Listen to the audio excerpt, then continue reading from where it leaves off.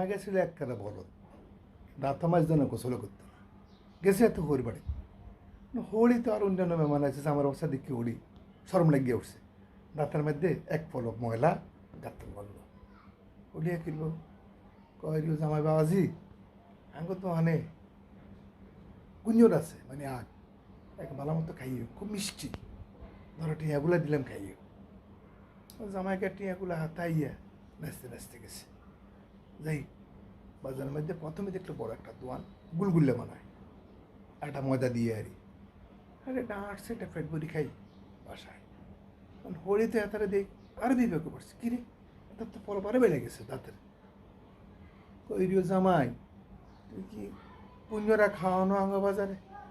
আম্মা আম্মা হাইছি, কিন্তু আমরা বাজারে বড় বড় গুলগুল্লা, তোর কি মিষ্টি আম্মা খাইয়ে শেট ভরি। ওরই মনে মনে চিন্তা করলো, তার টিকা দি বাজারে হাঁটাই, আমি কি বালা করছি না খারাপ করছি। হোলি টেনশনে পড়ে